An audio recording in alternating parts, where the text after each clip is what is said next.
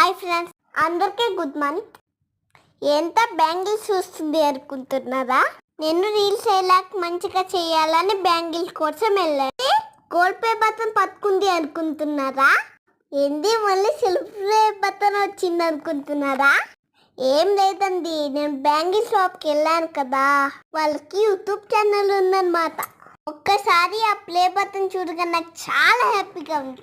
అందుకోసం అని తీసుకొని ఫోటో దిగేశారు. ఎందుకంటే మీరు ఇవ్వడం లేట్ అవుతుంది కదా.